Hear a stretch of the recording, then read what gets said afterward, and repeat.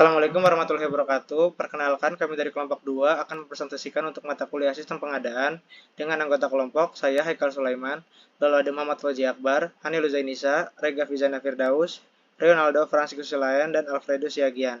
Kami di sini akan menjawab pertanyaan sesuai study case. Boleh di next. Untuk pertanyaan chapter 3, yang pertama, tulis pernyataan kebijakan singkat yang menyajikan posisi tentang perlunya memanfaatkan lebih banyak pemasok yang beragam, lalu apa saja fitur atau karakteristik yang dimiliki pernyataan kebijakan Anda seharusnya. Lalu nomor 2, mengapa penting untuk menyertakan kebijakan yang menguraikan asal dan ruang lingkup pembelian otoritas, lalu apa yang mungkin terjadi jika kebijakan seperti itu tidak ada. Lalu yang ketiga, mengapa manajemen harus meninjau kebijakan dan prosedur pembelian secara berkala. Lalu apa konsekuensi potensial jika manajemen tidak meninjau kebijakan ataupun prosedurnya. Lalu seberapa sering menurut Anda itu harus melalui rangkaian minor dan mayor untuk menulis ulang. Lalu pertanyaan nomor 4, apa manfaat yang terkait dengan manual kebijakan dan prosedur yang komprehensif? Dan apakah ada kerugian dari manual yang terlalu komprehensif? Boleh di next. Jawaban chapter 3 yang pertama yakni kebijakan ini harus menggarisbawahi pentingnya inklusi dalam memilih pemasok dengan bertujuan untuk meningkatkan keberlanjutan rantai pasok serta menciptakan nilai tambah bagi organisasi. Fitur ini yang perlu ditekan yaitu kriteria memilih pemasok yang beragam seperti kemampuan finansial, komitmen terhadap kualitas, dan praktik bisnis etis. Nomor 2, menurut Monska DKK 2020, adanya kebijakan yang mendefinisikan asal-usul dan cakupan otoritas, pembeli penting untuk menjaga akuntabilitas dan transparansi. Kebijakan ini menetapkan siapa yang memiliki wewenang dalam pengambilan keputusan, pembelian, serta batasan dan tanggung jawab mereka. Tanpa kebijakan seperti ini, organisasi tidak akan bisa menghadapi risiko keputusan pembelian yang tidak terkontrol, konflik kepentingan, dan penyalahgunaan wewenang yang dapat merusak kepercayaan internal dan eksternal serta merugikan organisasi secara finansial. Lalu untuk nomor 3 jawabannya, manajemen harus melakukan tinjauan berkala terhadap kebijakan dan prosedur pembelian untuk memastikan efektivitas dan relevansi terhadap perubahan pasar dan teknologi menurut Monska dan kawan-kawan 2020. Lalu, jika kebijakan tidak diperbarui, maka organisasi beresiko kehilangan efisiensi, tidak mematuhi regulasi baru, dan terjebak dalam prosedur yang sudah ketinggalan zaman. Sebaiknya tinjauan minor dilakukan setiap 1 hingga 2 tahun, sedangkan revisi besar ataupun mayor dapat dilakukan setiap 3 hingga 5 tahun, atau segera setelah terjadi perubahan signifikan di industri. Untuk jawaban nomor 4, kebijakan dan prosedur yang komprehensif membantu menyediakan pedoman yang jelas bagi karyawan dalam menjalankan fungsi pembelian, yang pada gilirannya meningkatkan konsistensi, efisiensi, dan kepatuhan terhadap standar organisasi menurut Monska 2020.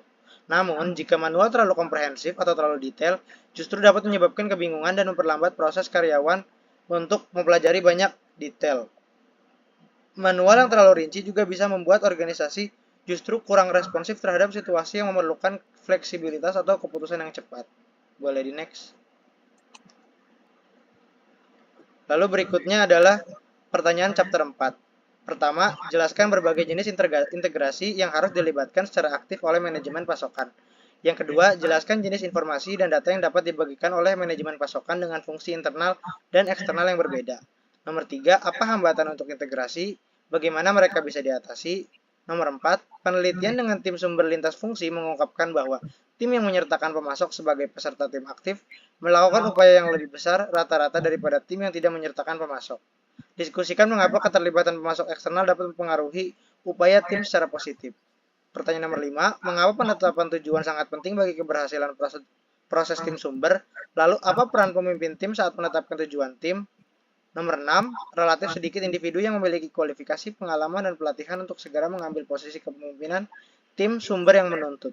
Apakah Anda setuju atau tidak setuju dengan pernyataan ini dan mengapa? Boleh di next. Untuk jawaban nomor 1, yaitu terbagi menjadi 3. Yang pertama ada integrasi internal dan eksternal. Untuk internal itu sendiri melibatkan pengembangan hubungan antar departemen di dalam perusahaan, seperti logistik, produksi, pemasaran, dan hukum, untuk meningkatkan efisiensi dan sinkronisasi.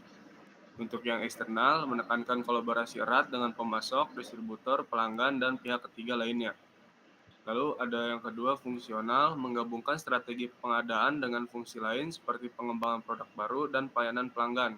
Dalam hal ini, manajemen pasokan bekerja sama dengan tim desain, produk, dan pemasok di awal tahap perencanaan. Lalu yang ketiga ada tim sumber daya lean.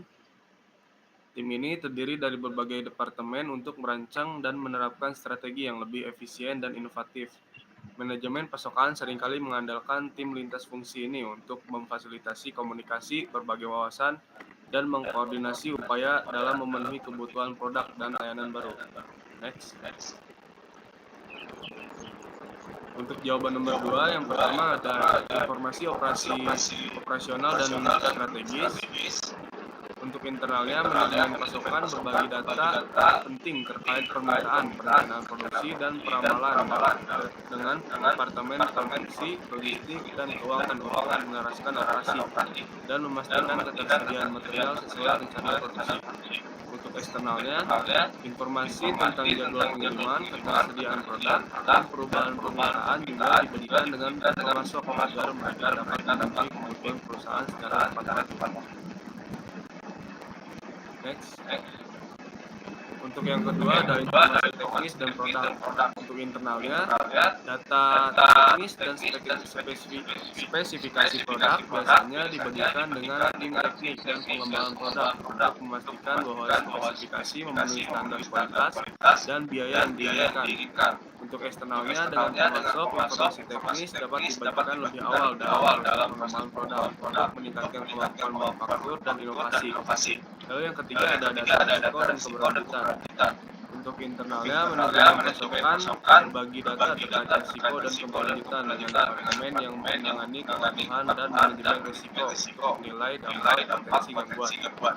Untuk eksternalnya, data keberlanjutan lingkungan dan sosial dapat dibagikan dengan komunitas lokal dan pemerintah setempat untuk mematuhi standar hukum dan mendukung keberlanjutan bisnis.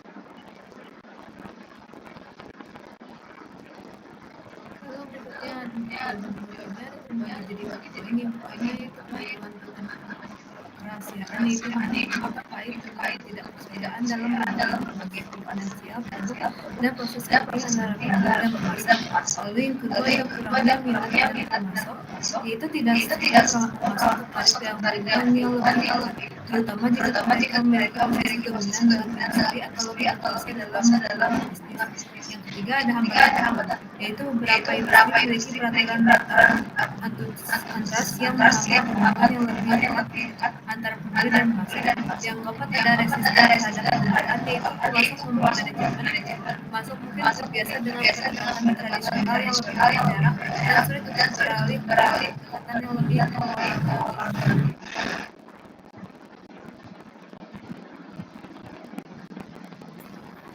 Oke, untuk jawaban chapter nomor 4 yang pertama ada kontribusi ide dan inovasi. Pemasok membawa perspektif eksternal dan keahlian teknis khusus yang dapat membantu mengidentifikasi peningkatan produk dan proses. Yang kedua ada dokumentasi terhadap tujuan tim. Pemasok yang terlibat secara aktif menjadi sumber daya yang berharga bagi tim yang mendukung pencapaian tujuan dengan memberikan masukan spesifik dan mendetail yang relevan. Dan yang terakhir ada kualitas pertukaran informasi yang lebih baik. Tim yang melibatkan pemasok melaporkan kepuasan yang lebih tinggi dalam hal kualitas informasi yang dipertukarkan. Pertukaran ini membantu menjaga koordinasi yang lebih baik dan mengurangi masalah yang mungkin dan muncul dalam aktivitas tim. Lalu next.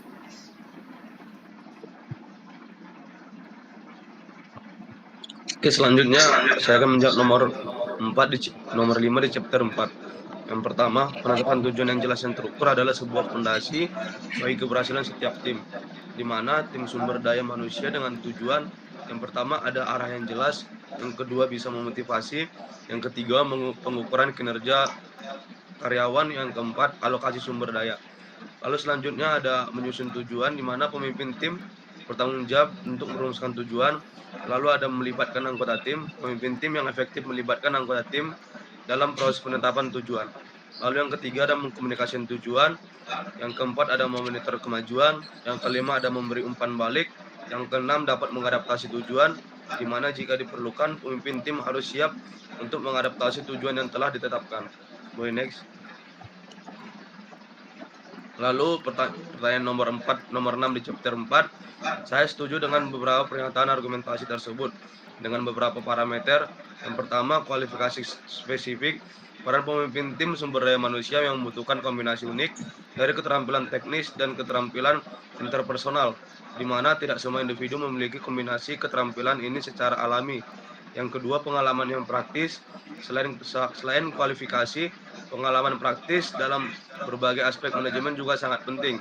Yang ketiga, pelatihan khusus, di mana pelatihan khusus dalam kepemimpinan, manajemen perubahan, dan strategi bisnis juga sangat dibutuhkan dalam mempersiapkan seseorang menjadi pemimpin tim dalam suatu perusahaan. Oke, boleh next. Sekian presentasi dari kami kelompok 2. Semoga presentasi kami ini dapat bermanfaat buat teman-teman yang melihat.